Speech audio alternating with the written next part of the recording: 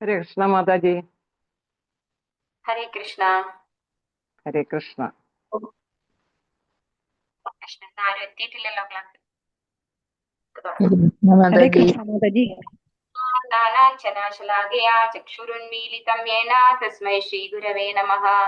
ശ്രീചൈതന്യമനോഭീഷ്ടം സ്ഥാപിതം യേന ഭൂതലേ സ്വയം രൂപകഥാ മഹ്യം ദദാതി സ്വാപദാന്തികം. വന്ദേഹം ശ്രീഗുരോ ശ്രീയുത പദകമലം ശ്രീഗുരുൻ ഹരേ കൃഷ്ണ മാതാജി.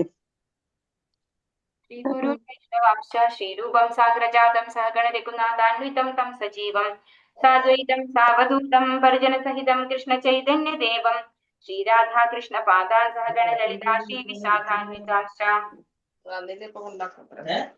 അയാൾ വന്നില്ല, അങ്ങോട്ട് കൊണ്ടാക്കായി വിഷ്ണുപാദായ കൃഷ്ണപ്രേഷ്ഠായ ഭൂതലേ ശ്രീമതേ ഭക്തിവേദാന്ത സ്വാമി ഇരിനാമിനെ നമസ്തേ സാരസ്വതേ ദേവേ ഗൗരവാണി പ്രചാരിണേ നിർവിശേഷ ശൂന്യവാദി പാശ്ചാത്യ ദേശതാരിണേ വാഞ്ചാകൽപതരുഭ്യശ്ച കൃപാ സിന്ധുഭ്യേവ ച പതിതാനാം പാവനേഭ്യോ വൈഷ്ണവേഭ്യോ നമോ നമഃ. ഹേ കൃഷ്ണ കരുണാ സിന്ധോ ദീനബന്ധോ ജഗത്പദേ ഗോപേശ ഗോപികാ കാന്ത രാധാ കാന്ത നമോസ്തുതേ. സപ്ത കാഞ്ചന ഗൗരംഗീ രാധേ വൃന്ദാവനേശ്വരി വൃഷഭാനുസുതേ ദേവി പ്രണമാമി ഹരിപ്രിയേ.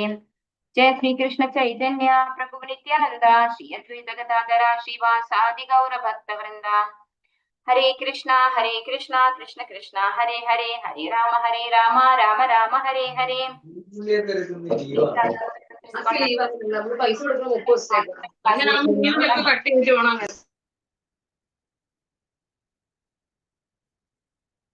എല്ലാ ഭക്തന്മാർക്കും സ്വാഗതം. ഓം നമോ ഭഗവതേ വാസുദേവായ.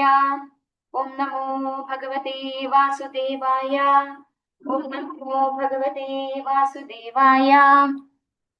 നിഗമകൽപതരോർഗളിതം ഫലം ശുഗമുഖാദമൃതദ്രവ സംയുതം പിബത ഭാഗവതം രസമാലയം മുഹുരഹോ രസികാവു വിഭാവുകാഃ.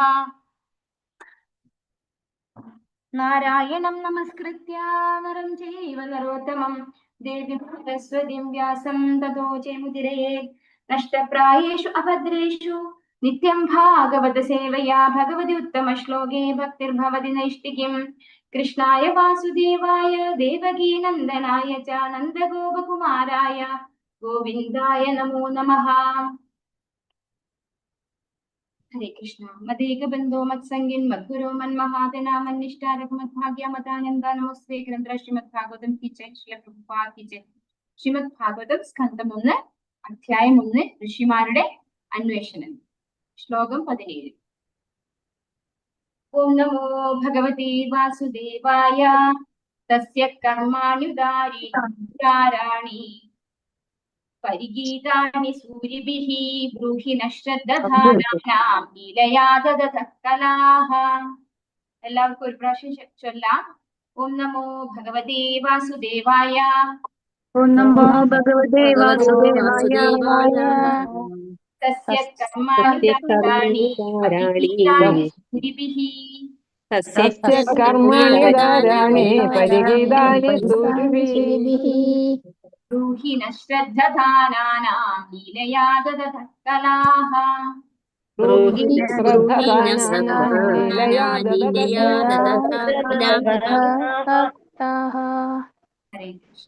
ഹരേ കൃഷ്ണ. ഹരേ തസ്യഃ അദ്ദേഹത്തിന്റെ കർമാണി അതീന്ദ്രിയ കർമ്മങ്ങൾ ഉദാരാണി ഔദാര്യപൂർവമായ പരിഗീതാനി പ്രചരിപ്പിക്കുക സൂര്യഭിഹി മഹാത്മാക്കളാൽ ബ്രൂഹി ദയവായി പറഞ്ഞാലും ഞങ്ങൾക്ക് ശ്രദ്ധദാനാനാം ആദരവോടെ സ്വീകരിക്കാൻ തയ്യാറായ ലീലയാ ലീലകൾ തതതഃ ആഗമിച്ച കലാഹ അവതാരങ്ങൾ. ഇപ്പോ ഈ ശ്ലോകത്തില് അടുത്ത ചോദ്യമാണല്ലേ, നമ്മള് മാതച്ചി പറഞ്ഞു 6 ചോദ്യങ്ങൾ ചോദിച്ചിട്ടുണ്ടായിരുന്നു അല്ലേ. അപ്പൊ അതിൽ അടുത്ത ചോദ്യമാണ്. ഇതിലേതാ ചോദ്യം പറയുന്നത്?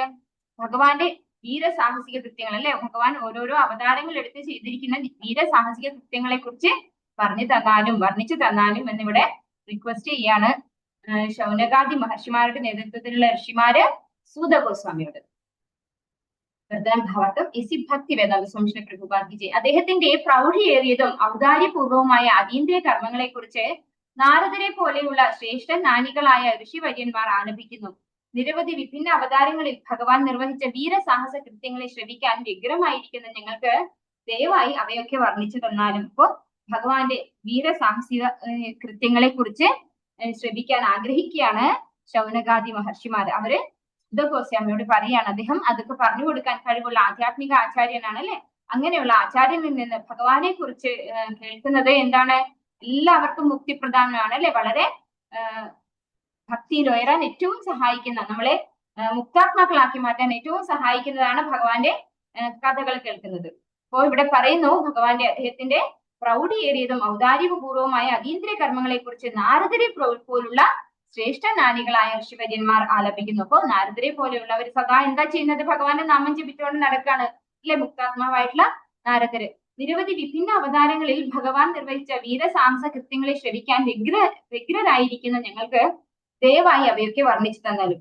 അപ്പൊ ആർക്കാണ് ഇങ്ങനെ ഒരു വ്യഗ്രത ഉണ്ടാവുക, ഭഗവാന്റെ വീരസാഹസ കൃത്യങ്ങളെ കുറിച്ച് കേൾക്കാൻ ആർക്കാണ് വ്യഗ്രത ഉണ്ടാവുക? ശരിക്കും ഈ ഭൗതികതയിൽ നിന്ന് പുറത്തു വന്നവർക്കാണ് അല്ലെ. ഈ ഭൗതികമായിട്ട് ചെയ്യുന്ന, അതായത് ഈ ഭൗതിക കർമ്മങ്ങൾ മാത്രം ചെയ്യുന്ന ഒരാളോട് നമ്മൾ ഭഗവാന്റെ കഥകള് പറഞ്ഞു കൊടുത്തു കഴിഞ്ഞാൽ അവര് ബോറടിച്ചിട്ട് വേഗം എഴുന്നേറ്റ് പോകും. പക്ഷെ അതിൽ നിന്നൊക്കെ വിരക്തി വന്നിട്ടുള്ള ആളുകൾക്കാണ് ഇതിനോട് വ്യഗ്രതയുള്ളത്, അതായത് കേൾക്കാൻ വളരെ താല്പര്യമുള്ളത് അവർക്കാണ്. ഭൗതികമായിട്ടുള്ള ആഗ്രഹങ്ങളൊക്കെ ഇല്ലാതെയായി അതിനോടൊക്കെ ഒരു മടുപ്പ് വന്നിട്ടുള്ള ആളുകൾക്ക്. ഭക്തി വേദാന്ത സ്വാമി പ്രഭുപാദ് ചെയ്യും. അല്പനാനികളായ ചിലർ അഭിപ്രായപ്പെടുന്നത് പോലെ ഒരു കാലത്തും ഭഗവാൻ നിഷ്ക്രിയനല്ല. ഭഗവാന്റെ പ്രവൃത്തികളെല്ലാം പ്രൗഢിയേറിയതും ഉദാരവുമാണ്. ഭൗതികവും ആത്മീയവുമായ അദ്ദേഹത്തിന്റെ സർവ്വ സൃഷ്ടികളും സർവ്വ അതിശയകരവും സർവ്വ വൈവിധ്യങ്ങൾ ഉൾക്കൊള്ളുന്നവയുമാണ്.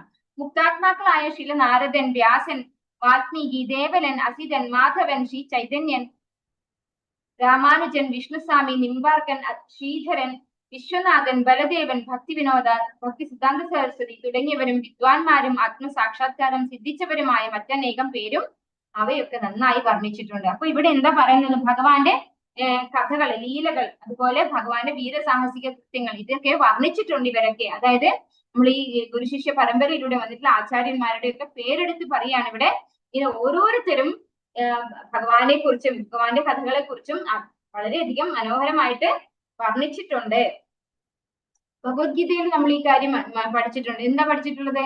ജന്മകർമ്മജമേ ദിവ്യം ഏവം യോ വേതി തത്വതഃ തിക്വാ ദേഹം പുനർജന്മ നൈതി മാമേതി സോർജുന അല്ലെ. ഭഗവാന്റെ ലീലകളും കഥകളും ഒക്കെ വർണ്ണിച്ചാൽ എന്താണ് സംഭവിക്കുന്നത്? ജന്മകർമ്മജമേ, പിന്നെ തിക്വാ ദേഹം പുനർജന്മ നൈതി മാമേതി അല്ലെ. ആ വ്യക്തിക്ക് പിന്നെ പുനർജനിക്കേണ്ട, ഈ ഭൗതിക ലോകത്ത് വീണ്ടും ആവർത്തിച്ച് ജനിക്കേണ്ട ആവശ്യം ഇല്ല. അവര് എവിടെ പോകും? ഭഗവാന്റെ മാമേതി അല്ലെ, ഭഗവാന്റെ ധാമത്തിലേക്ക് അവര് തിരിച്ചു പോകും. അതാണ് ഭഗവാന്റെ ലീലകളും കഥകളും ഇങ്ങനെ വർണ്ണിക്കുന്നത് കൊണ്ടുണ്ടാകുന്ന ഗുണം. ഭഗവാൻ ഇവിടെ പറയുന്നു, ഭഗവാൻ ഒരിക്കലും നിഷ്ക്രിയനല്ല. എന്തുകൊണ്ടാണ് അങ്ങനെ പറയുന്നത്? ഭഗവാന്റെ വീരസാഹസിക കൃത്യങ്ങൾ, ലീലകളൊക്കെ എന്താണ്? ആക്ടിവിറ്റീസ് ആണ്, ഭഗവാന്റെ കർമ്മങ്ങളാണ് അല്ലെ, ഭഗവാന്റെ പ്രവർത്തനങ്ങളാണ്. ഭഗവാൻ ഓരോ കാര്യങ്ങൾ ചെയ്തുകൊണ്ടിരിക്കുന്ന കാര്യമാണ് നമ്മളിവിടെ വർണ്ണിക്കുന്നത്. അപ്പൊ എന്താണ്, ഭഗവാൻ നിഷ്ക്രിയനാണെങ്കിൽ ഇങ്ങനെ വർണ്ണിക്കാൻ എന്തെങ്കിലും ഉണ്ടാവുമോ? എപ്പോഴും എന്തെങ്കിലുമൊക്കെ ചെയ്തുകൊണ്ടിരിക്കുന്നുണ്ട്. ആ ഭഗവാൻ ചെയ്യുന്ന പ്രവർത്തനങ്ങളാണ് എന്താവുന്നത്? ഭഗവാന്റെ ലീലകളായിട്ടും ഭഗവാന്റെ കർമ്മങ്ങളായിട്ടും ഭഗവാന്റെ ഭക്തന്മാർ ഇങ്ങനെ പുകഴ്ത്തി പാടിക്കൊണ്ടിരിക്കുന്നത്. അപ്പൊ ഭഗവാൻ എപ്പോഴും എന്താണ്? ആക്റ്റീവാണ്, ഓരോ കാര്യങ്ങൾ ചെയ്തുകൊണ്ടിരിക്കുകയാണ്. ഭഗവാന്റെ പ്രവൃത്തികളെല്ലാം പ്രൗഢിയേറിയതും ഉദാരവുമാണ് എന്നാണ് പറയുന്നത്. ഭഗവാൻ ഭഗവത്ഗീതയിൽ പറയുന്നു, എനിക്ക് ഒരു കർമ്മവും ചെയ്യേണ്ട ആവശ്യമില്ല. പിന്നെ എന്തിനാണ് ഭഗവാൻ കർമ്മം ചെയ്യുന്നത്? ഭഗവാന്റെ ലീലകൾ അല്ലെങ്കിൽ ഭഗവാൻ അങ്ങനെ കർമ്മം ചെയ്യുമ്പോൾ അത് നമ്മൾ പറയുമ്പോൾ നമുക്ക് വേണ്ടിയിട്ടാണ് ഭഗവാൻ ആ കർമ്മം ചെയ്യുന്നത്. നമ്മൾ അങ്ങനെ ഭഗവാന്റെ കർമ്മങ്ങളെ കുറിച്ച് പറയുമ്പോൾ നമുക്ക് എന്താ സംഭവിക്കുന്നത്? നമ്മളിലെ ഈ അനർത്ഥങ്ങളൊക്കെ, അതായത് ഈ ഭൗതികമായ മാലിന്യങ്ങളൊക്കെ നീങ്ങി ഭഗവാന്റെ ഗുണങ്ങൾ നമുക്ക് കിട്ടും. നമ്മൾ വിചാരിക്കും, ഭഗവാൻ എന്തിനാണ് ഇങ്ങനെ ഭഗവാനെ കുറിച്ച് പറയണം? ഭഗവാൻ കുറെ ഭഗവത്ഗീതയിൽ പറഞ്ഞിട്ടുണ്ടല്ലേ, മന്മനാഭവമദ്ഭക്തോ മദ്യാജീമാം നമസ്കുരോ, അങ്ങനെ ഓരോന്നും ഭഗവാൻ പറഞ്ഞിട്ടുണ്ട്. എനിക്ക് വേണ്ടി കർമ്മം ചെയ്യാല്ലേ, അങ്ങനെ എല്ലാം ഭഗവാൻ പറയുന്നത് എനിക്ക് വേണ്ടി പറയുന്നത്. ഭഗവാൻ എന്തിനാണ് ഇത്രയും ഇങ്ങനെ എനിക്ക് വേണ്ടി എന്ന് പറയുന്നത്? അതുകൊണ്ട് എന്താണ്? അപ്പൊ നമ്മൾ ഒരാളോട് എനിക്ക് വേണ്ടി ചെയ്യാ പറഞ്ഞു കഴിഞ്ഞാൽ എന്താ പറയാ? എല്ലാരും അവർക്ക് സ്വാർത്ഥതയാണെന്ന് പറയും അല്ലെ. പക്ഷെ ഭഗവാൻ എന്തുകൊണ്ടാണ് അങ്ങനെ പറയുന്നത്? ഭഗവാന് അതുകൊണ്ട് സന്തോഷം കിട്ടുന്നതുകൊണ്ടാണ്? അല്ല, ഭഗവാൻ ശരിക്കും പറഞ്ഞാൽ പരിപൂർണനാണ്. എല്ലാറ്റിന്റെയും എല്ലാ ഗുണങ്ങളുടെയും സംഭരണിയാണ് ഭഗവാൻ. ഭഗവാനെ കുറിച്ച് നമ്മൾ പറയുമ്പോൾ നമ്മളിലെ തിന്മകളും നമ്മളിലെ മാലിന്യങ്ങളും ഇല്ലാതെയായി ഭഗവാന്റെ ഗുണങ്ങൾ നമ്മളിലേക്ക് വരികയാണ് ചെയ്യുന്നത്. അപ്പൊ നമ്മളൊരു നല്ല വ്യക്തിയായി മാറുകയാണ് ചെയ്യുന്നത് അല്ലെ. അപ്പൊ അതുകൊണ്ട് ഭഗവാനെ കുറിച്ച് പ്രകീർത്തിക്കുന്നത് കൊണ്ട് നമുക്ക് കിട്ടുന്നത് എന്താണ്? ഭഗവാന്റെ ഗുണങ്ങളാണ്. അപ്പൊ അതൊന്ന് ആലോചിച്ച് നോക്കൂ. നമ്മൾ സാധാരണ ഒരു മനുഷ്യൻ ചെയ്യുന്നത് പോലെയല്ല ഭഗവാൻ അല്ലെ. ആ ഒരു വ്യത്യാസം ഉള്ളത് കൊണ്ടാണ് ഭഗവാന്റെ കാര്യങ്ങൾ നമ്മൾ ഇങ്ങനെ പറഞ്ഞുകൊണ്ടിരിക്കുമ്പോൾ നമുക്ക് ഭഗവാന്റെ ഗുണങ്ങൾ നമ്മളിൽ വരികയാണ് ചെയ്യുക. അപ്പോൾ നമ്മള് ഒരു നല്ലൊരു വ്യക്തിയായിട്ട് മാറുകയാണ് ചെയ്യുക. ഒരിക്കലും അത് ഭഗവാന് എന്തെങ്കിലും ഭഗവാൻ തീർച്ചയായിട്ടും ഭഗവാന് സന്തോഷം ഉണ്ടാവും. ആ സന്തോഷം കൊണ്ട് തന്നെ നമുക്ക് ഭഗവാന്റെ ധാമത്തിലേക്ക് തിരിച്ചു പോകാൻ പറ്റും. പക്ഷെ അത് മാത്രമല്ല അതിൽ നടക്കുന്നത്. നമുക്ക് ഭഗവാന്റെ ഗുണങ്ങൾ കിട്ടും, നമുക്ക് ഭഗവാന്റെ ധാമത്തിലേക്ക് ശാശ്വതമായിട്ട് തിരിച്ചു പോകാൻ പറ്റും. ആത്മീയവും ഭൗതികവുമായ ഈ സൃഷ്ടികളൊക്കെ സമ്പത്ത്, സൗന്ദര്യം, വിജ്ഞാനം എന്നിവയാൽ പൂരിതമാണ്. എന്നാൽ ജ്ഞാനം, പരമാനന്ദം, സനാതനത്വം എന്നിവയാൽ പരിപൂർണമാകിയാൽ ആത്മീയ സാമ്രാജ്യം കൂടുതൽ പ്രൗഢിയുള്ളതാകുന്നു. അപ്പൊ ഇവിടെ ഒന്ന് ഭൗതിക ലോകവും ഒന്ന് ആധ്യാത്മിക ലോകവും രണ്ടിനെയും കമ്പയർ ചെയ്യാണ്. ഭൗതിക ലോകത്ത് എന്ത് മാത്രമേ ഉള്ളൂ? സമ്പത്ത്, സൗന്ദര്യം, വിജ്ഞാനം, ഇത്ര മാത്രമേ ഉള്ളൂ. പക്ഷെ ആധ്യാത്മിക ലോകത്ത് ഇത് പ്ലസ് എന്തുണ്ട്? ജ്ഞാനം, പരമാനന്ദം, സനാതനത്വം. അപ്പൊ ഇതെല്ലാം 6 ഉണ്ട്. അതായത് സമ്പത്ത്, സൗന്ദര്യം, വിജ്ഞാനം മാത്രമാണ് ഭൗതിക ലോകത്തുള്ളതെങ്കിൽ ആധ്യാത്മിക ലോകത്ത് സമ്പത്ത്, സൗന്ദര്യം, വിജ്ഞാനം, ജ്ഞാനം, പരമാനന്ദം, സനാതനത്വം. അതായത് അവിടെ എന്തില്ല? മരണം സംഭവിക്കുന്നില്ല, അല്ലെ? ഒന്നും നശിച്ചു പോകുന്നില്ല. പരിപൂർണമായിട്ടത് എന്നും നിലനിൽക്കുന്നു, ശാശ്വതമായിട്ട് നിലനിൽക്കുന്നു. ഇവിടെ എന്താണ്? എല്ലാം എക്സ്പയറി ആണ്, അല്ലെ? നമ്മൾ മരിച്ചു പോകുമ്പോൾ എല്ലാം തീർന്നു പോകും. നമ്മൾ കുറെ പൈസ ഉണ്ടാക്കും, നമ്മൾ കുറെ സുന്ദരമായിട്ട് അല്ലെങ്കിൽ നല്ല സൗന്ദര്യമുള്ള വ്യക്തിയായിരിക്കാം. പക്ഷെ എന്താണ്? നമുക്ക് മരണം സംഭവിക്കും. ആ മരണം സംഭവിക്കുന്നതോടുകൂടി അതെല്ലാം ഇല്ലാതെയാവും. പക്ഷെ ആധ്യാത്മിക ലോകത്ത് എന്താണ്? അങ്ങനെ ഒരു മരണം സംഭവിക്കില്ല. അവിടെ ശാശ്വതത്വം ഉണ്ട്, സനാതനത്വം എന്നാണ് ഇവിടെ പറയുന്നത്. പരമാനന്ദം എന്ന് പറഞ്ഞു കഴിഞ്ഞാൽ എന്താണ്? ആത്മീയമായ ആനന്ദമാണ്. ഭഗവാനോട് കൂടി ചേർന്നിരിക്കുമ്പോൾ നമുക്ക് കിട്ടുന്ന ആനന്ദമാണ് പരമാനന്ദം. പിന്നെ ജ്ഞാനവും. ഇതൊക്കെ എവിടെയുണ്ട്? ആധ്യാത്മിക ലോകത്ത് ഉണ്ട്. ഭൗതിക സൃഷ്ടികൾ ചലച്ചിത്രങ്ങളെ പോലെ ആത്മീയ സാമ്രാജ്യത്തിന്റെ വൈകൃത പ്രതിച്ഛായകളായി അല്പസമയത്തേക്ക് കാണപ്പെടുന്നു. കപട വസ്തുക്കളാൽ ആകൃഷ്ടരാകുന്ന അല്പബുദ്ധികളായ ജനങ്ങളെ അവ മോഹിതരാക്കുന്നു. യാഥാർത്ഥ്യത്തെ സംബന്ധിച്ച് യാതൊരു അറിവുമില്ലാത്ത ഇത്തരം മൂഢജനങ്ങൾ കപടമായ ഭൗതിക ആവിഷ്കാരങ്ങളെ എല്ലാമായി കരുതി സ്വീകരിച്ച് അംഗീകരിക്കുന്നു. എന്നാൽ വ്യാസനെയും നാരദനെയും പോലുള്ള ഋഷിമാരാൽ നയിക്കപ്പെടുന്ന വിവേകികൾ ഭഗവാന്റെ ശാശ്വത സാമ്രാജ്യം അത്യാനന്ദകരവും അതിവിശാലവും നിത്യമായ പരമാനന്ദത്താലും ശാശ്വതമായ ജ്ഞാനത്താലും പരിപൂർണവുമാണെന്ന്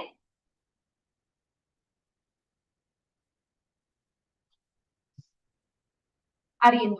ഭഗവാന്റെ പ്രവർത്തനങ്ങളെ കുറിച്ചോ അതീന്ദ്രിയ ധാമത്തെ കുറിച്ചോ അജ്ഞരായവർക്ക് അതീന്ദ്രിയമായ ഭഗവത് ധാമത്തിൽ അദ്ദേഹത്തിന്റെ സമീപ്യത്താൽ ലഭ്യമാകുന്ന അതേ നിത്യാനന്ദത്തെ തന്റെ അവതാര ലീലകൾ മുഖേന ചിലപ്പോഴൊക്കെ ഭഗവാൻ നൽകി അനുഗ്രഹിക്കുന്നു. അത്തരം ലീലകളിലൂടെ ഭൗതിക ലോകത്തിലെ ബദ്ധാത്മാക്കളെ അദ്ദേഹം ആകർഷിക്കുന്നു. അപ്പൊ ഇവിടെ എന്താ പറയുന്നത്? ഈ ഭൗതിക സൃഷ്ടികൾ ഏതുപോലെയാണെന്ന് പറയുന്നു? ചലച്ചിത്രങ്ങളെ പോലെയാണ് കമ്പയർ ചെയ്യുന്നത് ഇവിടെ. അങ്ങനെയുള്ള, അതായത് കുറച്ച് സമയത്തേക്ക്, നമ്മുടെ ചലച്ചിത്രം 3 മണിക്കൂർ നേരത്തേക്കേ ഉള്ളൂ, അല്ലെ? അതുപോലെ ഈ ഭൗതിക പ്രകൃതിയിലുള്ളതൊക്കെയും എന്താണ്? കുറച്ചു കാലത്തേക്ക്, അല്പകാലത്തേക്ക് ഇരിക്കും. അത് കഴിഞ്ഞാൽ അത് കാലഹരണപ്പെട്ടു പോകും, അല്ലെ? അത് നശിച്ചു പോകും. അങ്ങനെയുള്ളതാണ്. അപ്പൊ അല്പബുദ്ധികളായ ജനങ്ങൾ, ഈ കപട വസ്തുക്കൾ ആകൃഷ്ടരാകുന്നത് ആരാണ്? അല്പബുദ്ധികളായിട്ടുള്ള ജനങ്ങൾ. ഞാൻ ഈ ശരീരമാണെന്ന് വിചാരിക്കുന്നവരെയാണ് ഇവിടെ അല്പബുദ്ധികളായ ജനങ്ങൾ എന്ന് പറയുന്നത്. അവരെ മോഹിതരാക്കുന്നു. യാഥാർത്ഥ്യത്തെ സംബന്ധിച്ച് ഒരു അറിവുമില്ലാത്ത അത്തരം മൂഢജനങ്ങൾ കപടമായ ഭൗതിക ആവിഷ്കാരങ്ങളെ എല്ലാമായി കരുതി സ്വീകരിച്ച് അംഗീകരിക്കുന്നു. നമുക്കറിയാം, നമ്മളിവിടെ ജീവിക്കുമ്പോൾ ഇപ്പൊ ഇവിടുത്തെ നമ്മളൊക്കെ ഉൾപ്പെടെയാണ്. ഇപ്പൊ ഏതെങ്കിലും ഒരു കുറച്ചു പേരെയായിട്ട് പറയല്ല, നമ്മൾ ഉൾപ്പെടെയുള്ള ആളുകള് ഇങ്ങനെയാണ് ഇത്രയും കാലം ജീവിച്ചത്, അല്ലെ? ഈ ഒരു ഭൗതിക ലോകത്തിൽ ഇവിടെയുള്ള ജോലി, ഇവിടെയുള്ള ശമ്പളം, ഇവിടെയുള്ള വീട്, ഈ ബന്ധുക്കള്, ഇതൊക്കെയാണ് നമ്മുടെ എന്താ പറയാ എല്ലാം എന്ന് കരുതി ജീവിക്കുന്നവരാണ് നമ്മൾ ഓരോരുത്തരും, അല്ലെ? ഭക്തിയിലേക്ക് വന്ന് ഇതുപോലെയുള്ള കാര്യങ്ങൾ കേട്ട് മനസ്സിലാക്കുമ്പോൾ മാത്രമാണ് നമ്മൾ ചെയ്യുന്നത് തെറ്റാണ്, അല്ലെ? നമ്മളെ തെറ്റായ രീതിയിൽ വിദ്യാബോധത്തിലാണ് നമ്മളുള്ളതെന്ന് നമുക്ക് പോലും മനസ്സിലാക്കാൻ സാധിക്കുന്നത്. പക്ഷേ നാരദനെയും വ്യാസനെയും പോലുള്ള ഋഷിമാർ അവരെന്താണ്? അവര് വിവേകികളാണ്, അല്ലെ? അവരാൽ നയിക്കപ്പെടുന്ന വിവേകികൾ ഭഗവാന്റെ ശാശ്വത സാമ്രാജ്യം അത്യാനന്ദകരവും അതിവിശാലവും നിത്യമായ പരമാനന്ദത്താലും ശാശ്വതമായ ജ്ഞാനത്താലും പരിപൂർണമാണെന്ന് തിരിച്ചറിയുന്നു. അപ്പൊ നമുക്ക് ആ അറിവില്ലാത്തത് കൊണ്ടാണ്. പക്ഷെ അവരത് തിരിച്ചറിഞ്ഞിട്ടാണ് അവര് ഭഗവാന്റെ പരമഭക്തന്മാരായി ബാക്കിയുള്ളതിനെ ഒന്നും ശ്രദ്ധിക്കാതെ ഭഗവാന്റെ നാമം കീർത്തിച്ചുകൊണ്ടിരിക്കുന്നത്. അതുകൊണ്ടാണ് അവർക്ക് ആ ശരിയായ അറിവ് ശരിക്കും ഉള്ളത് കൊണ്ടാണ്. ഭഗവാന്റെ പ്രവർത്തനങ്ങളെ കുറിച്ചോ അതീന്ദ്രിയ ധാമത്തെ കുറിച്ചോ അജ്ഞരായവർക്ക് അതീന്ദ്രിയമായ ഭഗവത് ധാമത്തിൽ അദ്ദേഹത്തിന്റെ സാമീപ്യത്താൽ ലഭിക്കാവുന്ന അതേ നിത്യാനന്ദത്തെ തന്റെ അവതാര ലീലകൾ മുഖേന ചിലപ്പോഴൊക്കെ ഭഗവാൻ നൽകി അനുഗ്രഹിക്കുന്നു. അപ്പൊ ഇതൊന്നും അറിവില്ലാത്ത ആളുകൾക്ക് ചില സമയത്ത് ഭഗവാന്റെ ഇങ്ങനെയുള്ള ലീലകൾ കേൾക്കുമ്പോൾ അവർക്ക് അത്തരത്തിലുള്ള അതീന്ദ്രിയ ആനന്ദം അനുഭവവേദ്യമാക്കി കൊടുക്കുന്നു എന്നാണ് ഇവിടെ പറഞ്ഞത്. അവര് മുക്താത്മാക്കളായതുകൊണ്ടല്ല, ചിലർക്ക് ഭഗവാൻ ചില കരുണ കാണിച്ച് അവർക്കത് അതിൽ ആ ഒരു അനുഗ്രഹം ഭഗവാൻ കൊടുക്കുകയാണ് ചെയ്യുന്നത്. ഇവിടെ അത്തരം ലീലകളിലൂടെ ഭൗതിക ലോകത്തിലെ ബദ്ധാത്മാക്കളെ അദ്ദേഹം ആകർഷിക്കുന്നു. അപ്പൊ എല്ലാവർക്കും കൃഷ്ണകഥ കേൾക്കാൻ ഇഷ്ടമാണ് അല്ലെ. നമുക്ക് ഏതൊരു ചെറിയ കുട്ടിയാവട്ടെ, പ്രായമുള്ളവരാകട്ടെ, മിഡിൽ ഏജിലുള്ളവരാകട്ടെ, നമ്മുടെ കൃഷ്ണനെ കുറിച്ച് പറയുമ്പോൾ അവർക്ക് ഒരു വല്ലാത്തൊരു ആകർഷണം ഉണ്ട്. പക്ഷെ എന്നാലും ഈ സ്കോളിലായി കഴിഞ്ഞാൽ ആരോടെങ്കിലും കൃഷ്ണകഥ പറഞ്ഞാൽ അവർ അപ്പോഴേ ഓടും. കാരണം എന്താണ്, അവർക്ക് പേടിയാണ്. ഇവരെ പോലെ നമ്മളും ആകുമോ എന്നുള്ള പേടി അല്ലെ. നമുക്ക് ഈ ഭൗതികതയിലൊന്നും താല്പര്യം ഇല്ലാതെ ആയി പോകുമോ എന്നുള്ളൊരു ഭയം നിമിത്തം അവര് കേൾക്കാൻ കൂട്ടാക്കില്ല. പക്ഷെ ശരിക്കും എന്താണ്, എല്ലാവർക്കും ഇഷ്ടമാണ് ഭഗവാനെ കുറിച്ച് കേൾക്കാനായിട്ട്. അത്തരം ബദ്ധാത്മാക്കളിൽ ചിലർ ഭൗതിക ഇന്ദ്രിയങ്ങളുടെ വിദ്യാസ്വാദനത്തിലും മറ്റു ചിലർ ആത്മീയ ലോകത്തിൽ ലഭ്യമായ യഥാർത്ഥ ജീവിതത്തിൽ നിരാകരിക്കുന്നതിനും മുഴുകി കഴിയും. അങ്ങനെയുള്ള ബദ്ധാത്മാക്കളെ രണ്ട് കാറ്റഗറി ആയിട്ടാണ് ഇവിടെ പറയുന്നത്. ഒന്ന്, അവരുടെ ഈ ഭൗതികമായ ഇന്ദ്രിയ സുഖത്തിൽ നല്ല ഭക്ഷണം കഴിക്കുക, അതുപോലെ നല്ല സിനിമ കാണുക, പാട്ട് കേൾക്കുക, ഇതുപോലെ ഇതിൽ മുഴുകി കഴിയുന്ന ചില കൂട്ടരെ അവരെ കർമ്മികൾ എന്നാണ് പറയുന്നത്. ഇനി ഒരു കൂട്ടരെ കൂടി പറയുന്നു, മറ്റു ചിലർ ആത്മീയ ലോകത്തിൽ ലഭ്യമായ യഥാർത്ഥ ജീവിതത്തെ നിരാകരിക്കുന്നതിൽ മുഴുകി കഴിയുന്നു. അങ്ങനെയുള്ളവർ എന്താണ്, കുറച്ച് ജ്ഞാനമുള്ളവരാണ്. അവര് ഇതുപോലെ ഭൗതികതയിൽ മുഴുകി, അതായത് ഇന്ദ്രിയാസ്വാദനത്തിൽ ഒരുപാട് മുഴുകുന്നില്ല എങ്കിലും ഭഗവാനെ കുറിച്ചോ ഭഗവാന്റെ ധാമത്തെ കുറിച്ചോ അവർക്കൊന്നും അറിയില്ല, അറിയാൻ ഇഷ്ടമല്ല. അവര് നിരാകരിക്കുകയാണ് ചെയ്യുന്നത്. ആ പറയുന്നതൊക്കെ കളവാണ്, ഇല്ലാത്തതാണ് എന്നൊക്കെ പറഞ്ഞ് അവരതിനെ നിരാകരിക്കുന്നു. അങ്ങനെയുള്ള രണ്ട് കൂട്ടരും ബദ്ധാത്മാക്കൾ, അതായത് ഈ ഭൗതികതയിലുള്ള ആളുകളാണ്. ഇങ്ങനെയുള്ള ബുദ്ധി കുറഞ്ഞ വ്യക്തികളെ കർമ്മികൾ അഥവാ ഫലോദിഷ്ട പ്രവർത്തകരെന്നും, അതായത് ഈ ഭൗതികമായി ആസ്വദിക്കുന്നവരെ എന്താ പറയുന്നത്, കർമ്മികൾ എന്നാണ് പറയുന്നത്.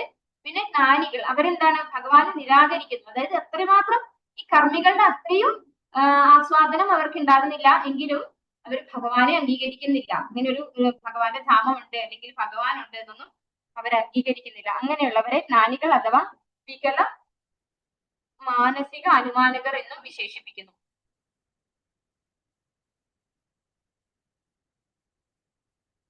വിരസ മാനസിക അനുമാനകർ എന്നും വിശേഷിപ്പിക്കുന്നു.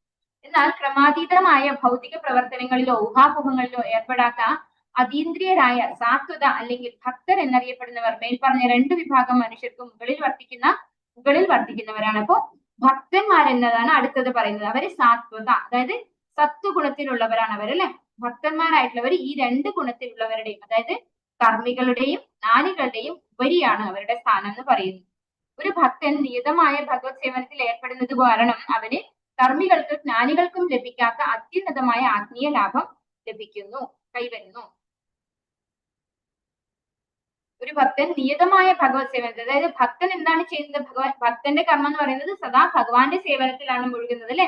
അതുകൊണ്ട് അവന് കർമ്മികൾക്കും ജ്ഞാനികൾക്കും ലഭിക്കുന്നതിനേക്കാൾ ഉപരിയായിട്ടുള്ള ആത്മീയമായ ഭഗവാന്റെ ആ ഒരു സമ്പർക്കം, ഭഗവാന്റെ സമ്പർക്കം ഉള്ളത് കൊണ്ട് തന്നെ ആ ഒരു ആത്മീയമായ ഒരു ലാഭം കൈവരുന്നു എന്ന് പറയുന്നു. ഭൗതികവും ആത്മീയവുമായ ലോകങ്ങളുടെ പരമനിയന്താവാകിയാൽ ഭഗവാന് അസംഖ്യം വിഭാഗങ്ങളിലായി വ്യത്യസ്തങ്ങളായ നിരവധി അവതാരങ്ങളുണ്ട്. ബ്രഹ്മാവ്, രുദ്രൻ, മനു, പൃഥു, വ്യാസൻ തുടങ്ങിയ അവതാരങ്ങൾ ഭഗവാന്റെ ഭൗതിക ഗുണപരമായ അവതാരങ്ങളാകുന്നു. എന്നാൽ രാമൻ, നരസിംഹം, വരാഹം, വാമനൻ മുതലായ അവതാരങ്ങൾ ഭഗവാന്റെ അതീന്ദ്രിയ അവതാരങ്ങളാകുന്നു. സർവ്വ അവതാരങ്ങളുടെയും പ്രഭവ കേന്ദ്രം ശ്രീകൃഷ്ണ ഭഗവാനാകയാൽ അദ്ദേഹം സർവ്വ കാരണങ്ങളുടെയും പരമകാരണമാകുന്നു. അപ്പൊ ഇവിടെ എന്താ പറയുന്നത്, ഭഗവാന് ഒരുപാട് അസംഖ്യം അവതാരങ്ങൾ ഉണ്ടെന്നാണ് പറയുന്നത് അല്ലെ.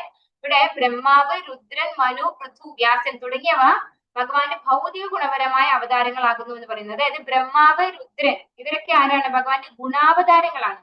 പിന്നെ മനു മന്വന്തര അവതാരമാണ്. പൃഥു, വ്യാസൻ ശക്തിയാവേശ അവതാരമാണ്. ഇവരൊക്കെ ഭൗതിക ഗുണപരമായിട്ടുള്ള അവതാരങ്ങളാണ്. അതായത് ബ്രഹ്മാവ് രജോ ഗുണത്തിലാണ്, രുദ്രൻ തമോ ഗുണത്തിന്റെ അവതാരമാണ്. ബ്രഹ്മാവ് രജോ ഗുണത്തിലല്ല, പക്ഷെ അദ്ദേഹം രജോ ഗുണത്തിന്റെ എന്താ പറയാ കൺട്രോളറാണ്. അതിന് അടിമയായിട്ടുള്ള വ്യക്തിയല്ല, അതിന്റെ കൺട്രോളറാണ്. രുദ്രന് കൊടുത്തിരിക്കുന്നത് തമോ ഗുണത്തിന്റെ കൺട്രോളർ ആയിട്ടാണ്. മനു മന്വന്തര അവതാരമാണ്. പൃഥു, വ്യാസൻ അവര് രണ്ടുപേരും ശക്തി ആവേശ അവതാരമാണ്. പക്ഷേ രാമൻ, നരസിംഹം, വരാഹം, വാമനൻ ഇവരൊക്കെ ഭഗവാന്റെ ലീല അവതാരങ്ങളാണ്. അതുകൊണ്ടാണ് അതീന്ദ്രിയ അവതാരങ്ങളാകുന്നു എന്ന് പറയുന്നത്. സർവ്വ അവതാരങ്ങളുടെയും പ്രഭവ കേന്ദ്രം ശ്രീകൃഷ്ണ ഭഗവാനാകിയാൽ സർവ്വ കാരണങ്ങളുടെയും പരമ കാരണമാകുന്നു. അപ്പൊ എല്ലാ അവതാരങ്ങളും വന്നിട്ടുള്ളത് ഭഗവാനിൽ നിന്നാണ്. അതുകൊണ്ട് ഭഗവാൻ ആരാണ്, അവതാരിയാണ് അല്ലെ. അവതാരം അല്ല, അവതാരിയാണ്. എല്ലാ അവതാരങ്ങളും ഭഗവാനിൽ നിന്നാണ് വന്നിട്ടുള്ളത്. അപ്പോ ബ്രഹ്മസംഹിത പറയുന്നു, ഈശ്വര പരമ കൃഷ്ണ സച്ചിദാനന്ദ വിഗ്രഹ അനാദിരാദിർ ഗോവിന്ദ സർവ കാരണം. അപ്പൊ ഭഗവാൻ ശ്രീകൃഷ്ണനാണ് എല്ലാറ്റിന്റെയും പ്രഭവ കേന്ദ്രം. അതുകൊണ്ട് തന്നെ അദ്ദേഹം എല്ലാ കാരണങ്ങളുടെയും പരമകാരണമാകുന്നു. ഓം നമോ ഭഗവതേ വാസുദേവായ. അഥാഖ്യാഹി ഹരേർധീമൻ അവതാര കഥാശുഭാഃ ലീലാ വിദതസ്വൈരം ഈശ്വരസ്യാത്മമായയാ. പ്രാശി ശ്ലോകം എല്ലാവർക്കും ചൊല്ലാം. ഓം നമോ ഭഗവതേ വാസുദേവായ. ഓം നമോ ഭഗവതേ വാസുദേവായ. അഥാഖ്യാഹി ഹരേർധീമൻ അവതാര കഥാശുഭാഃ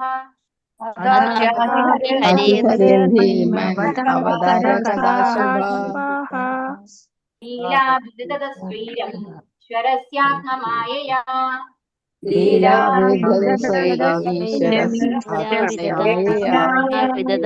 സ്വൈരമീശ്വര സാത്മാ മായയാ.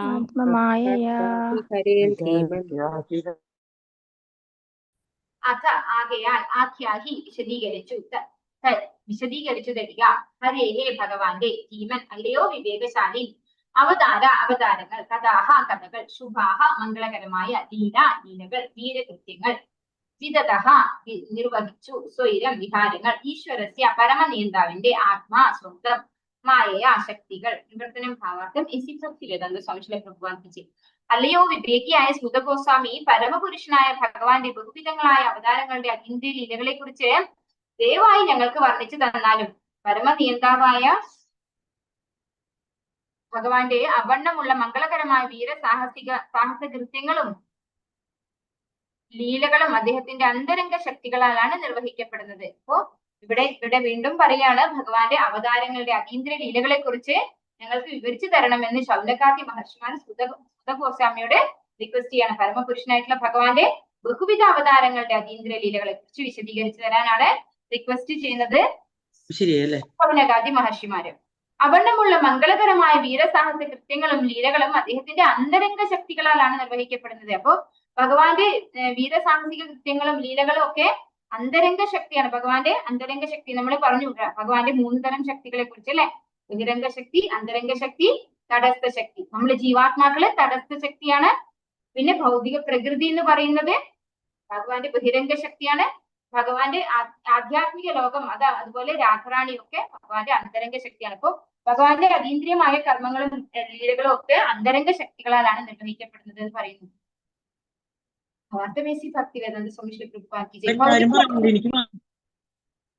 ഭൗതിക ലോകങ്ങളുടെ സൃഷ്ടിസ്ഥിതി സംഹാരങ്ങൾക്കായി പരമപുരുഷനായ ഭഗവാൻ സ്വയം അനേക സഹസ്രാവതാരങ്ങളിൽ പ്രത്യക്ഷപ്പെടുന്നു.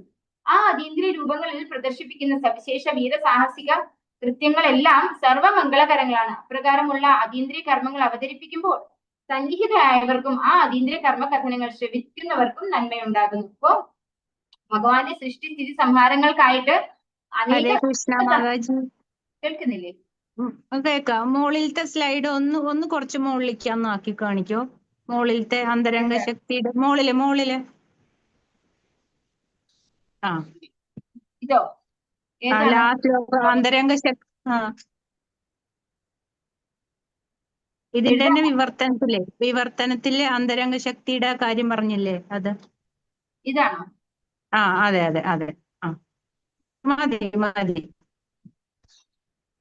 അപ്പൊ ഇവിടെ ഭാവാർത്ഥത്തിൽ എന്താണ് ശിലപ്രഭുവാദർ നമുക്ക് പറഞ്ഞു തരുന്നത്? ഭൗതിക ലോകങ്ങളുടെ സൃഷ്ടിസ്ഥിതി സംഹാരങ്ങൾക്കായി പുരുഷനായ ഭഗവാൻ സ്വയം അനേക സഹസ്രാവതാരങ്ങൾ പ്രത്യക്ഷപ്പെടുന്നു. അപ്പോ ഈ സൃഷ്ടിസ്ഥിതി സംഹാരത്തിന് വേണ്ടിയിട്ട് ഭഗവാൻ തന്നെ അനേക സഹസ്രം, അതായത് സഹസ്രാവതാരങ്ങളല്ല അനേക സഹസ്രം അവതാരങ്ങളിൽ പ്രത്യക്ഷപ്പെടുന്നു എന്നാണ് പറയുന്നത്. അപ്പൊ ഇങ്ങനെയുള്ള ഭഗവാന്റെ ഈ വീരസാഹസിക കൃത്യങ്ങളൊക്കെ എന്താണ്, വളരെ സർവമംഗളകരമാണ്, എല്ലാവർക്കും ഉപകാരപ്രദമായിട്ടുള്ളതാണ്. അപ്പൊ അങ്ങനെയുള്ള കഥകൾ പറയുന്നവർക്കും കേൾക്കുന്നവർക്കും നന്മ ഉണ്ടാകുന്നു എന്നാണ് പറയുന്നത്. കേൾക്കുന്നവർക്ക് മാത്രമല്ല, ഭഗവാനെ കുറിച്ച് പറയുന്നവർക്കും കേൾക്കുന്നവർക്കും 2 കൂട്ടർക്കും ഗുണമുള്ളതാണ് ഈ കാര്യം. നമ്മൾക്കറിയാം, നമ്മള് ഭൗതികമായിട്ട് അപ്പൊ ആരെങ്കിലും നമ്മളോട് അയൽപക്കത്തുള്ളവരോ അല്ലെ ആരെങ്കിലും ഒക്കെ സംസാരിക്കാൻ വരുമ്പോൾ നമ്മള് 2 പേരും സംസാരിക്കുന്ന എന്തായിരിക്കും? കുടുംബകാര്യങ്ങളും വീട്ടുകാര്യങ്ങളും ആയിരിക്കും. ഈ പറയുന്നത് കൊണ്ട് പറയുന്ന വ്യക്തിക്കും ഗുണം ഉണ്ടാവില്ല, കേൾക്കുന്ന ആൾക്കും ഗുണം ഉണ്ടാവില്ല അല്ലെ. വെറുതെ ടൈം പാസ്, അത്രേ ഉള്ളൂ, സമയം വേസ്റ്റ് ചെയ്യാം. പക്ഷേ ഭഗവാന്റെ കഥകൾ എന്താണ്? പറയുന്നവർക്കും ഗുണമാണ്, കേൾക്കുന്നവർക്കും ഗുണമാണ്. അതാണ് ഭഗവാന്റെ കഥകള്, കർമ്മകഥനങ്ങൾ ശ്രവിക്കുന്നത് കൊണ്ടുള്ള ഗുണം. ഇനി അടുത്ത ശ്ലോകത്തില് വളരെ മനോഹരമായിട്ട് പറയാണ് എന്താണ് ഭഗവാന്റെ കഥകൾ കേൾക്കുമ്പോൾ സംഭവിക്കുന്നത് എന്ന്. ഓം നമോ ഭഗവതേ വാസുദേവായ. വയം പുനഃവിതൃപ്യാമ ഉത്തമ ശ്ലോക വിക്രമേ യച്ഛൃണ്വതാം രസജ്ഞാനാം സ്വാദു സാധു പതേ പതേ. എല്ലാവർക്കും ചൊല്ലാം ഒരു പ്രാവശ്യം. ഓം നമോ ഭഗവതേ വാസുദേവായ. ഓം നമോ ഭഗവതേ വാസുദേവായ. വയം പുനഃവിതൃപ്യാമ ഉത്തമ ശ്ലോക വിക്രമേ വയം ഉത്തമശ്ലോകവിക്രമേ യച്ഛൃണ്വതാം രസജ്ഞാനാം സ്വാദു സാധു പതേ പതേ. ശൃണ്വതാം രസജ്ഞാനാം സാധു സാധു പദേ പദേ.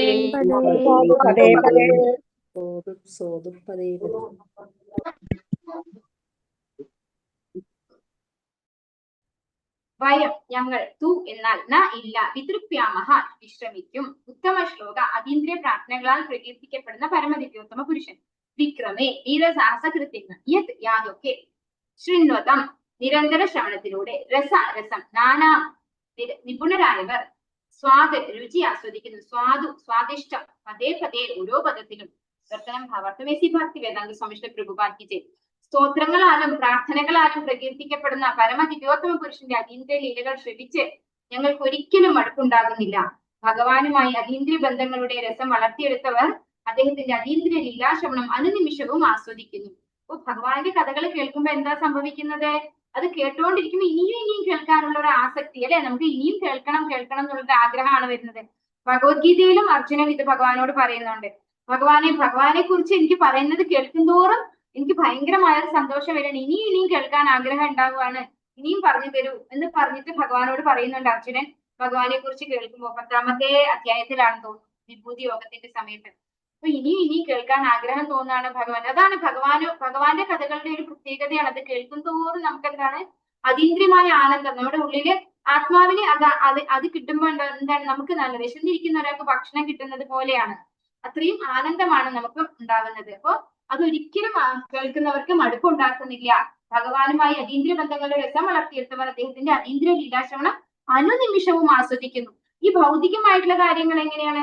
നമ്മൾ ഒരു പ്രാവശ്യം കേട്ട് കഴിഞ്ഞാൽ പിന്നെ വീണ്ടും ആരെങ്കിലും നമ്മൾ അവരുടെ കഥകൾ എന്തെങ്കിലും ഇങ്ങനെ പറഞ്ഞുകൊണ്ടിരുന്നാൽ നമ്മൾ എന്താ പറയാ, അവര് പറഞ്ഞു തന്നെ വീണ്ടും പറഞ്ഞുകൊണ്ടിരിക്കുന്നെന്ന് പറയൂ, അല്ലെ?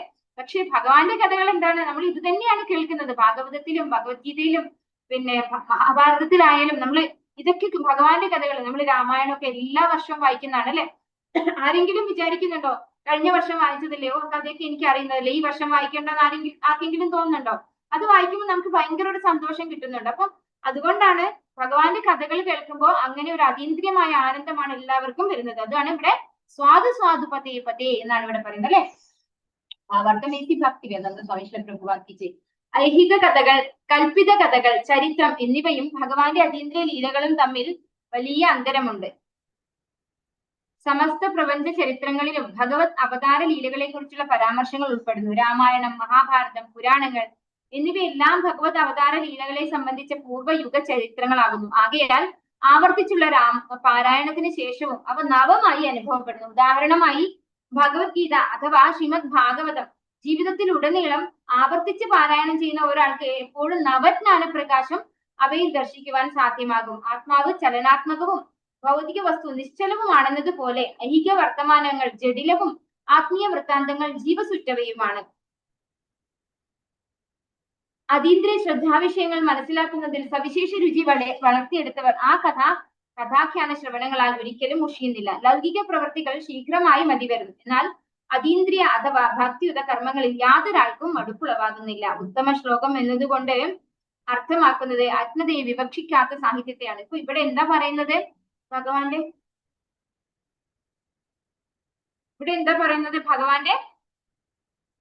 കഥകൾ, അല്ലെ? ഭഗവാനെ കുറിച്ചുള്ള ലീലകളും അത്തരത്തിലുള്ള കഥകളും എന്താണ് നമ്മൾക്ക് എത്ര പാരായണം ചെയ്താലും അത് പുതിയ നവമായിട്ട് തോന്നും എന്നാണ് പറയുന്നത്. അതായത് ഈ പ്രാവശ്യം കഴിഞ്ഞ പ്രാവശ്യം വായിക്കുമ്പോൾ നമുക്ക് കിട്ടുന്ന ആ ഒരു ജ്ഞാനമല്ല നമുക്ക് ഈ പ്രാവശ്യം അതേ കാര്യമാണ് വായിക്കുന്നതെങ്കിൽ പോലും ഒരു പുതിയ അറിവ് നമുക്ക് അതിൽ നിന്ന് ഉടലെടുത്ത് വരും. നമുക്ക് അതിലൂടെ നമുക്ക് ലഭ്യമാകും. കാരണം നമ്മൾ വളരെ വ്യക്തമായിട്ട് നമ്മൾ ശ്രദ്ധയോട് കൂടി ആഗ്രഹിച്ച് വായിക്കണം, അല്ലെ? വെറുതെ ചിലര് വായിക്കുക എന്താണ് അക്ഷരങ്ങളിലൂടെ വായിക്കും, മറ്റുള്ളവരെ ബോധ്യപ്പെടുത്താൻ വേണ്ടി വളരെ ഈണത്തിലും വളരെ ഇതായിട്ടും ഒക്കെ വായിക്കുന്നത് ഞാൻ കേൾക്കാറുണ്ട്. പക്ഷെ അവരെന്താണ് ശ്രദ്ധിക്കുന്നില്ല, അതിൽ എന്താണ് പറയുന്നത് ശ്രദ്ധിക്കാതെ വായിക്കുന്നവരുണ്ട്.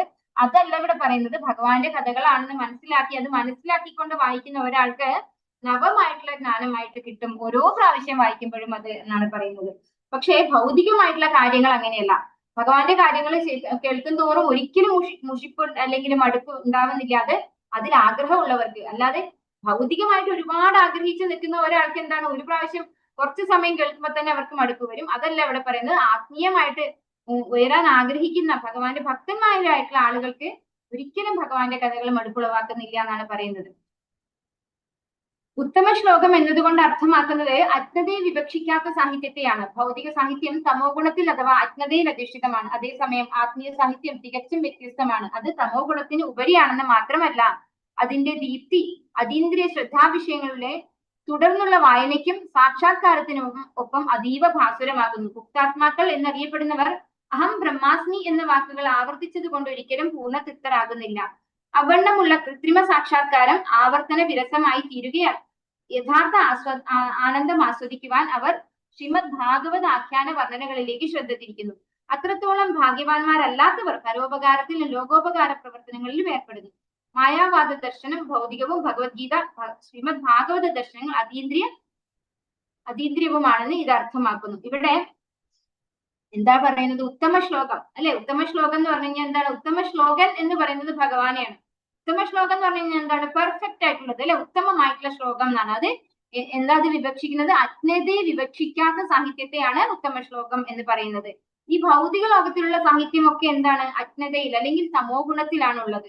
പക്ഷേ ശ്രീമദ് ഭാഗവതവും ഭഗവാന്റെ ലീലകളും അതൊക്കെ എന്താണ്? ഉത്തമ ശ്ലോകമാണ്. ഭഗവാനെ കുറിച്ച് വർണ്ണിക്കുന്നതൊക്കെ ഉത്തമ ശ്ലോകം. അതുപോലെ അങ്ങനെ വർണ്ണിക്കുന്ന ഭഗവാനെ ഉത്തമ ശ്ലോകൻ എന്നാണ് പറയുന്നത്. അപ്പൊ ഇത്തരത്തിലുള്ള സാഹിത്യങ്ങൾ വായിക്കുമ്പോൾ അതിന്റെ ദീപ്തി അതീന്ദ്രിയ ശ്രദ്ധാവിഷയങ്ങളുടെ തുടർന്നുള്ള വായനയ്ക്കും സാക്ഷാത്കാരത്തിനൊപ്പം അതീവ ഭാസുരമാകുന്നു. പക്ഷെ എന്താണ്? ഭൗതികമായിട്ടുള്ള ഒരു സാഹിത്യം വായിച്ചു കഴിഞ്ഞാൽ അങ്ങനെയല്ല അല്ലെ? പക്ഷെ ഭഗവാന്റെ അതീന്ദ്രിയമായിട്ടുള്ള ഒരു സാഹിത്യം അത്രയും ഓരോ തവണ വായിക്കുമ്പോഴും എന്താണ്? നമുക്ക് നവം പുതിയ അറിവാണ് നമുക്ക് കിട്ടുന്നത്. അപ്പോ ഇവിടെ മുക്താത്മാക്കൾ എന്താണ് ഇവിടെ പറയുന്നത്? അഹം ബ്രഹ്മാസ്മി എന്ന് പറയുന്ന ഒരു സ്റ്റേറ്റസ് ആണ് അല്ലെ? നമ്മുടെ ഒരു നമ്മുടെ ഈ ഒരു ഭൗതികമായിട്ടുള്ള ഒന്നും നമ്മളെ ബാധിക്കാതെ നമ്മൾ മുക്താത്മാവായി കഴിഞ്ഞു കഴിഞ്ഞാൽ അവർ അഹം ബ്രഹ്മാസ്മി, ഞാനും ഭഗവാന് തുല്യനാണ് എന്ന് പറഞ്ഞ് അങ്ങനെ അവിടെ നിൽക്കല്ല ചെയ്യുന്നത്. അങ്ങനെ നിൽക്കുന്നവർക്ക് എന്താണ്? ഒരിക്കലും പ്രോഗ്രസ് ഉണ്ടാവില്ല അല്ലെ? നമ്മൾ പറഞ്ഞു ബ്രഹ്മം എന്ന അവസ്ഥയിൽ വരെ അവർക്ക് എത്താൻ പറ്റുള്ളൂ. ഭഗവത്ഗീതയിൽ നമ്മൾ പഠിച്ചിട്ടുണ്ട്. പക്ഷെ അവർക്ക് എന്താണ്? പിന്നെ സന്തോഷം, പിന്നെ അവർക്ക് ഇനിയും ആനന്ദം ആസ്വദിക്കാനുള്ള കഴിവുണ്ട്. പക്ഷെ അത് എങ്ങനെയുള്ള ആനന്ദമാണ്? ഭൗതികമായിട്ടുള്ളതല്ല, അതീന്ദ്രിയമായിട്ടുള്ള ഭഗവാനെ സംബന്ധിക്കുന്ന കാര്യങ്ങൾ. അങ്ങനെയുള്ള ശ്രീമദ് ഭാഗവത വർണ്ണനകളിലേക്ക് അവരുടെ ശ്രദ്ധ തിരിയുന്നു എന്നാണ് പറയുന്നത്. അതായത് ഒരു മുക്താത്മാവായി കഴിഞ്ഞ വ്യക്തിക്ക് പിന്നെ ചെയ്യാനുള്ളത് ഭഗവാന്റെ സേവനമാണ്. ഭഗവാന്റെ ലീലകളും കഥകളും ഒക്കെ വർണ്ണിക്കുമ്പോൾ അവർക്ക് എന്താ പറയുന്ന അതീന്ദ്രിയമായ ആനന്ദം അവർക്ക് ലഭ്യമാകുന്നു. അങ്ങനെ ലഭ്യമാകാത്ത അത്രത്തോളം ഭാഗ്യവാന്മാരല്ലാത്തവർ എന്താ ചെയ്യുന്നത്? അവരും എന്താണ്? മുക്താത്മാക്കളുടെ സ്റ്റേജാണ് ഇവിടെ പറയുന്നത്. അതായത് അവർക്ക് ഈ ഭൗതികമായി ഇനിയും പണം സമ്പാദിക്കണം, ഇനിയും സ്വത്ത് സമ്പാദിക്കണം, എനിക്ക് അത് ആസ്വദിക്കണം അല്ലെ, നല്ല സിനിമ കാണണം, ഇങ്ങനെയുള്ള ആഗ്രഹങ്ങളിൽ നിന്നൊക്കെ മുക്തരായിട്ടുള്ള ആളുകള് മുക്താത്മാക്കൾ എന്ന് പറയും. അപ്പൊ അങ്ങനെയുള്ള മുക്താത്മാക്കൾക്ക് ഒരു വിഭാഗം ആളുകൾ ഭഗവാന്റെ ഭക്തന്മാരായിട്ട് ഭഗവാന്റെ കഥകളും ലീലകളും ഒക്കെ ശ്രവിക്കുകയും അതുപോലെ പറഞ്ഞു കൊടുക്കുകയും ഒക്കെ ചെയ്യുന്ന ആളുകളായിട്ട് മാറുന്നു. വേറെ അത്രത്തോളം ഭാഗ്യവാന്മാരായിട്ട് ഇല്ലാത്ത ആളുകൾ, അത്രയും ഭാഗ്യമില്ലാത്ത ആളുകള് പരോപകാര പ്രവർത്തനത്തിലും ലോകോപകാര പ്രവർത്തനങ്ങളിലും ഏർപ്പെടുന്നു എന്നാണ് പറയുന്നത്. അപ്പൊ അവര് സെക്കൻഡ് കാറ്റഗറി ആയിട്ടാണ് വരുന്നത്. ഫസ്റ്റ് കാറ്റഗറി ഏതാണ് വരുന്നത്?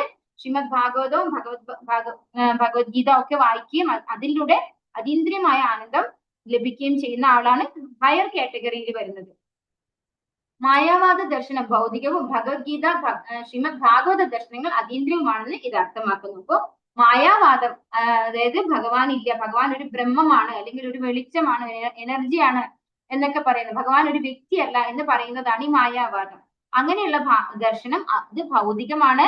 ഭഗവത്ഗീത ശ്രീമദ് ഭാഗവത ദർശനങ്ങൾ അതീന്ദ്രിയമാണെന്ന് പറഞ്ഞു തരുന്നു. ഹരേ കൃഷ്ണ. ദേശ സമയം കൂടിപ്പോയി അല്ലെ? ഹരേ കൃഷ്ണ.